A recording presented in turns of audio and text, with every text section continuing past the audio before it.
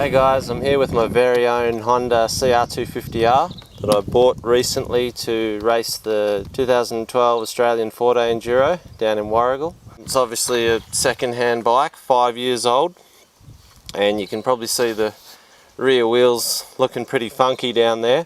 The bike, aside from cleaning the mud off it, is exactly as it crossed the finish line of the event. And there's a bit of an interesting story to how I actually got through the event without this rear wheel collapsing. But before I go into that, I'll take you right back to the beginning to show how it got into this condition in the first place and the steps that we went through to ensure I finished the race. This is the last year, the 2007 CR250. Pretty iconic model. It was sort of at the peak of its development. Geometry and frame wise, it's a really well balanced bike, and that's probably the main reason I bought it. It needed a bit of work. First ride on it, I took it out bush and just discovered the whole rear suspension linkage was seized up. So first things first, to get that sorted, I went straight to Ross McWaters.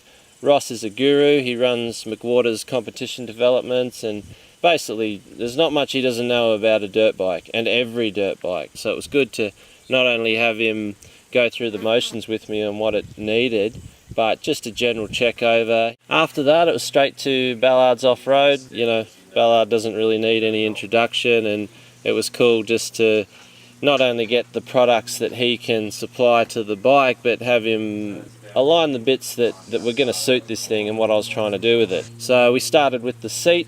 Basically, where a rider sits is a common position for his, let's call it, a neutral area on the bike. Just slightly back from that, we want to chop out of this original foam a piece that we can put on that isn't crazy transition, but just enough that if you've got pressure and you're trying to hold yourself forward, you can feel it. And the challenge is to get it in the right spot. So where I'm in my neutral position, it's right there. And the other thing I've noticed about the taller seat foam, it's better in the bumpy ruts. When I'm cornering through a bumpy rut, I'm tending not to catch my foot on the ground as much as I usually would. It's one of those areas that's critical though, isn't it? Yeah, it is. It's very critical. You feel like you're on top of the bike, you're in charge more, you're moving it under you instead of... Exactly. So after Ballard's, it was straight to GHR Honda. I'm with Glenn Hoffman of GHR Honda, and you would have heard of GHR racing for the Australasian Safari. I think you guys have won it how many times now? We've lost it once in the last 10 years. Well, there you go. That's a pretty cool statistic. The best thing about Safari is it's one of the ultimate tests of dirt bike products. And over those 10 years of racing and winning Safari, Glenn's homed in on the ultimate products in terms of the toughest products. You check the discs, they're worn, you can get a gauge on how many years the bike's been ridden, and basically the standard discs on the CR250, they need to go in the bin. It's a 5-year-old bike, and we're placing them with, what have we got here, Glenn? It's a standard size disc in the DBR range. For the Hondas we have your normal original replacement, and then we also have an oversize which we actually use on the fronts of the rally bikes. Next step was to get the suspension a bit more suited for the bush. I was pretty late going into the 4-day setting it up as it was. I was lucky enough to ride Daniel Milner's YZ450 a few months prior, and it was a stock bike, and Choice Suspension had revalved it for him, and I was just so impressed with how it worked in the bush for a stock motocross bike. So I thought these guys know exactly what they're doing, and whatever setting they were going to throw in the bike, I figured I could just go straight into the race and not have to worry about further testing or setup. The fact that I was doing a story on it for Dirt Action, I had a lot of importers coming to the party in terms of supplying product, which is a great thing. Even the stepper seat we see here. Oh no, I've recently put that in. So I need every advantage I can get with this bike because she's a bit of an arm pump machine.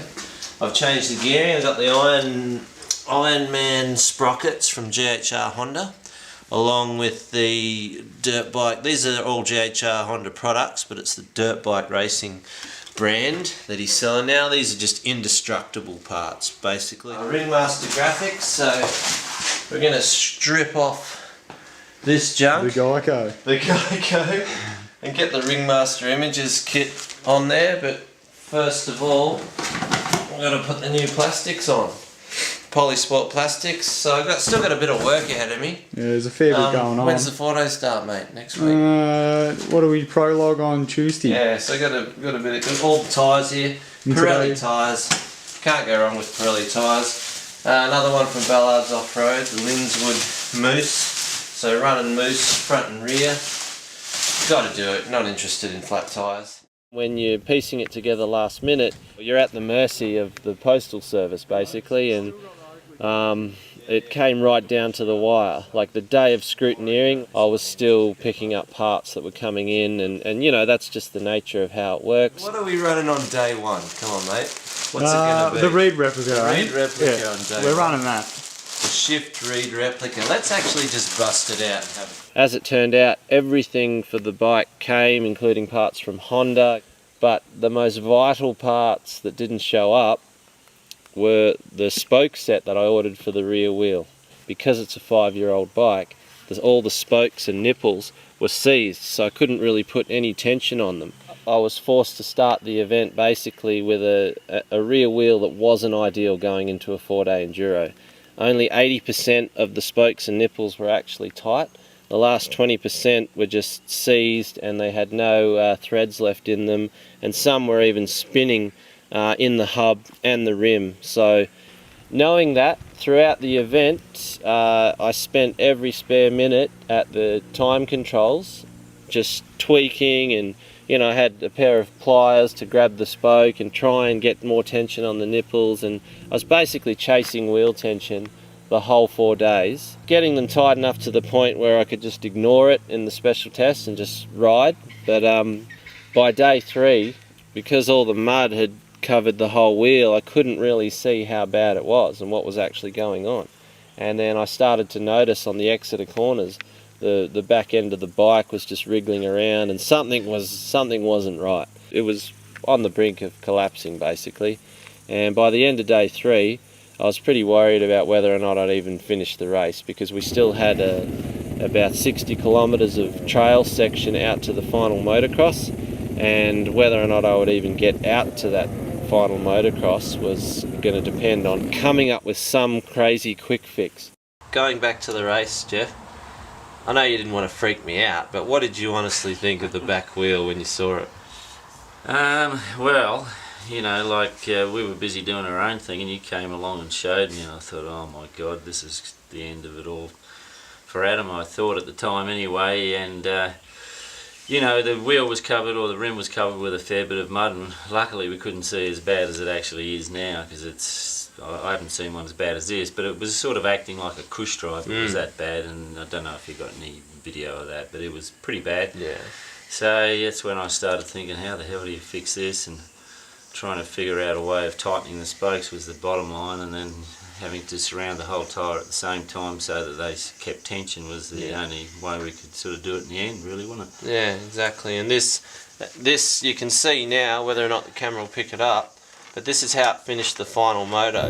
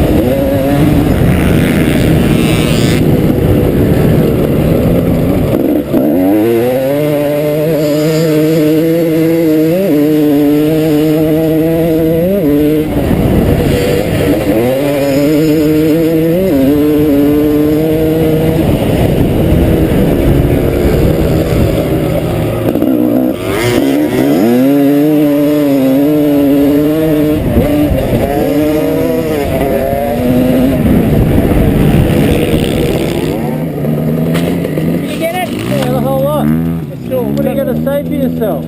Awesome fun. There's still on the war horse. Yeah, flat. Yeah, we're live, mate. It's on that wheel. Mate, look at it. It's ready to go another day. You leave that for the rest of the year, don't you? Finish the season on that wheel.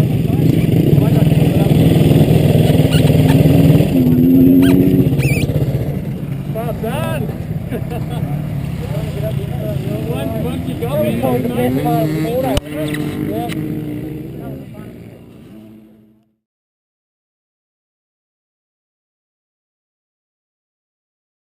So what we're going to do is cut these zip ties off and show you just how bad it actually is.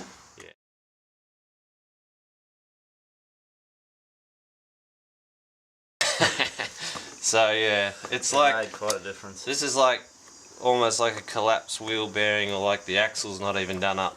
It's like the wheel's about to fall You can out. see, I don't know if the camera shows it, but yeah, they're all just how flogged. I mean, I've never seen anything as bad as this, but there you go. It hung in there in the end. The zip tie method's pretty awesome, really. I mean, look, there was it was on its way out.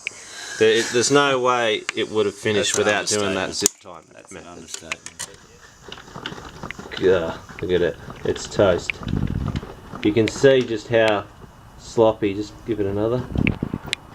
Yeah. So you can imagine what that's doing when you're accelerating out of corners.